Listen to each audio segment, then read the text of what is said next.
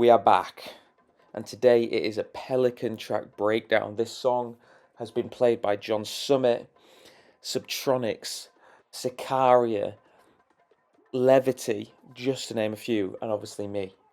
Really excited by the impact of it all. I released it on Deadbeats, did a cool little promo thing, some new press shots around it, kind of ushered me into this new chapter.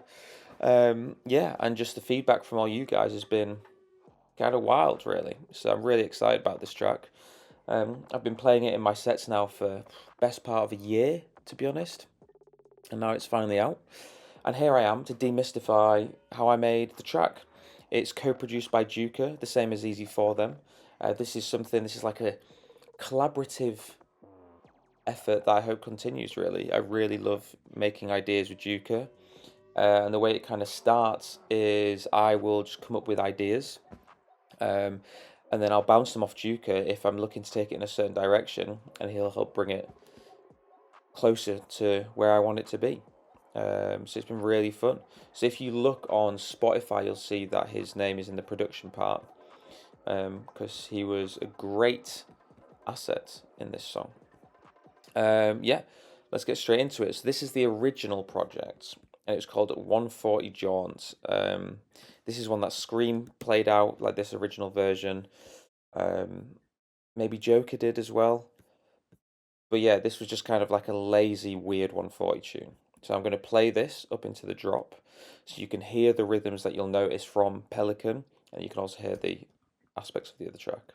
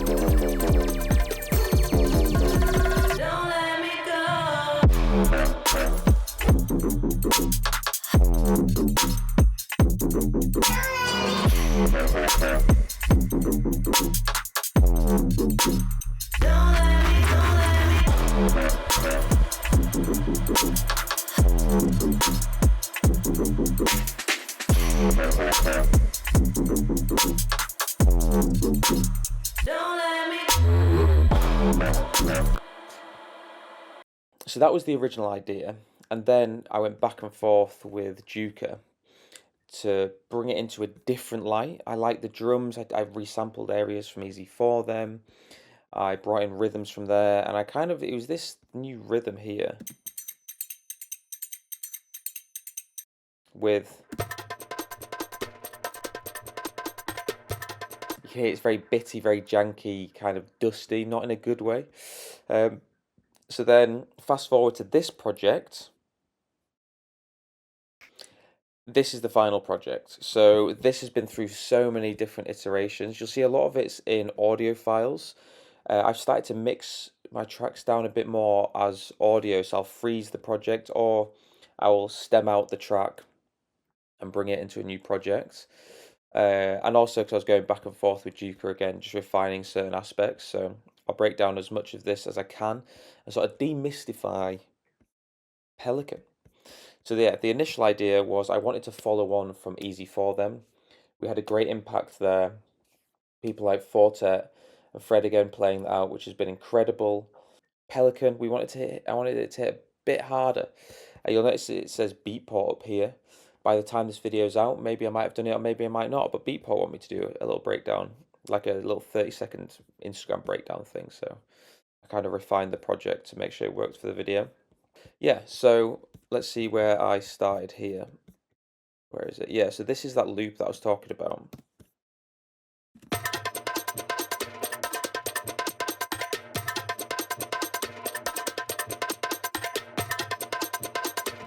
You'll hear now it is way cleaner, way cleaner. And the way that I've made it cleaner is, I'm pretty sure on the original stem I used something called Stab, ST4B, which is a multi-band transient shaper. I did that to sort of make sure the transients were very nice and neat and standing on their own without much bleed.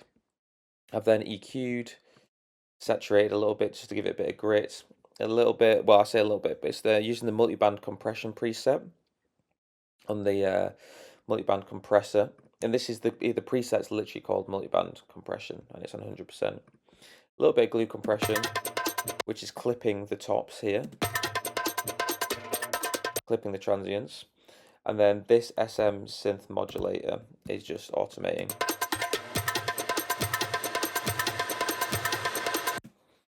The reverb there. And one thing you'll notice when I've clicked on the sample, can you see all these yellow little sort of flags at the top, these yellow markers? What I've done is I've used that to drag the transients more in time, essentially, because before I noticed when I was mixing it and also sending it to friends, I think it might have been John Casey was like, yeah, it's sick, just be careful with the intro. It's maybe a bit too syncopated that it becomes awkward when you're trying to mix. It sounds out of time compared to things that are 4/4. And obviously the purpose of this is it's literally a club song. Yeah, I was gonna check I'm recording actually. Yeah, I'm recording. Bap bap bap. We're good. Yeah. So I've done that. You can see all the way along. I've kind of spent some time bringing it all in time, and when it felt good, I was like, cool. I've also got the warp setting on complex, which I feel like brings out the audio in a much crisper, cleaner way without hearing any warp artifacts. So that's essentially the intro, is just that loop with the white noise, this whipped cream white noise I use in every single song I've ever released, and some lasers, which I've slowed down. Well, I've put the pitch down without the warp on, which then has slowed the sample down, which means the laser sound is going slower. Without that, it sounds like this. With it.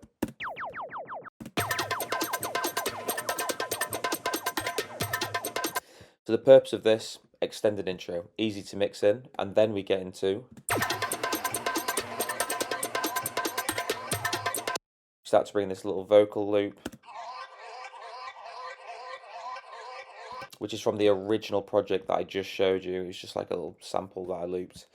We've got the hi-hat from Easy 4, them nice and crisp, cuts through the mix. The original sample has Pro R, just the preset, the initial preset of Pro R on, with the wet down quite a bit, making it feel like it sits in a room. We then get into a wider hat, a more white noisy hat.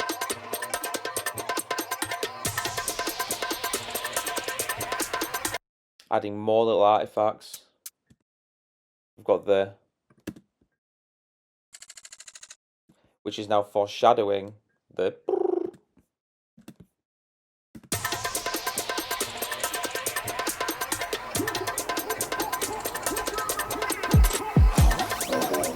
a little sample from Amaku. They are amazing. Highly recommend them. Though this was like a vocal sample from them. Just to bring more interest into this section, we've got more effects here.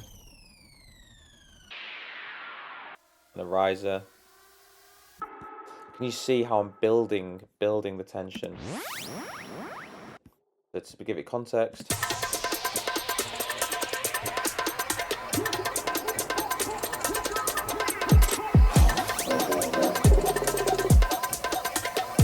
I now start to tease the from the original project I just showed you, and also from this project. So now the listener, we sort of, the way I like to describe it, especially my one-to-one tier. By the way, I have one one-to-one tier spot open. This is like the first time in like a year. So if that's still available as of the time of me posting this, jump on it. Yeah, something I explain a lot in my one-to-ones is you want to bring the listener up to speed before the drop. So imagine it as a treadmill. Imagine if this was just atmosphere, then out of nowhere it's just bam, bam, bam, bam. The runner's probably going to trip over a little bit because they're not running at speed. So by me introducing all these new elements and having these rhythms and introducing the little bass element from the drop, and bringing the listen up to speed, so when it drops, the energy's already there, basically.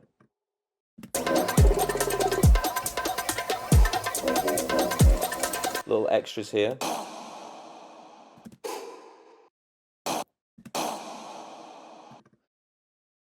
Now it sounds like it's going like... Oh. Sounds like a little like the original one wasn't warped right, but you can't hear it in the overall project. Just all these little layers.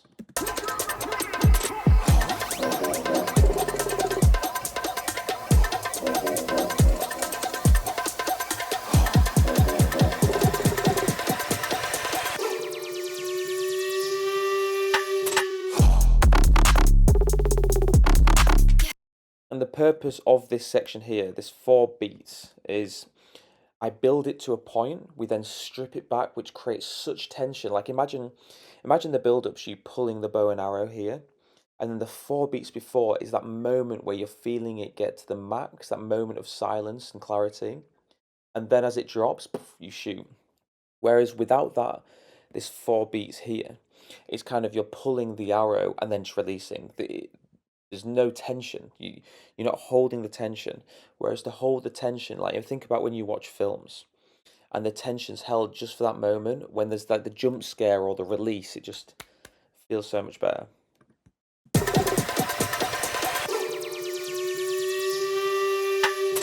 Bam.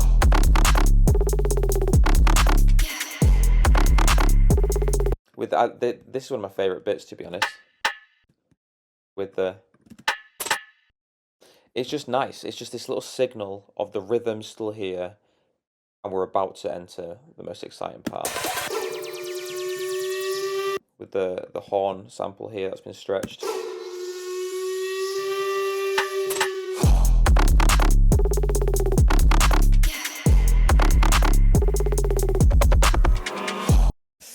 God damn. Sick. Let's start with the drums of drop number 1.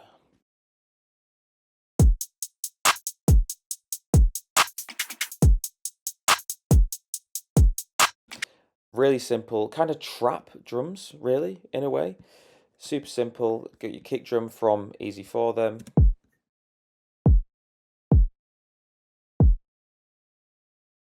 Got the snare. Clap. It's like, I think when I made this, I'm pretty sure it's just like a clap and a snare layered, and maybe some other clap elements. You can hear like a like this kind of like layered with the... Yeah.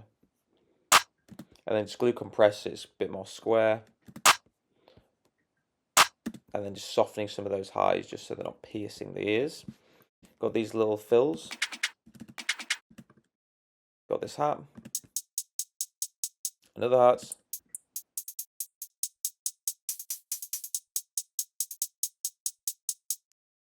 And that's it. I add them together.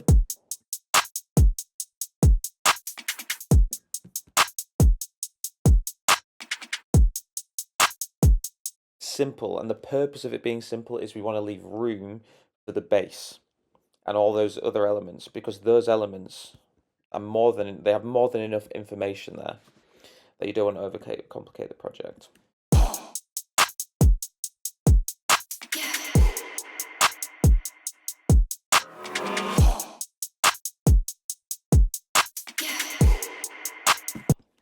Again, just filling it out, making it feel somewhat human. I think adding those human elements really makes a big difference. And for my next batch of music, I really want to delve more into the human aspect of this, because naturally it's going to feel probably producery anyway, because I am a producer making it within a laptop, but I want to incorporate more human elements so my music stays Rohaan but appeals to a wider audience. Now into the bit, I know why you're all here.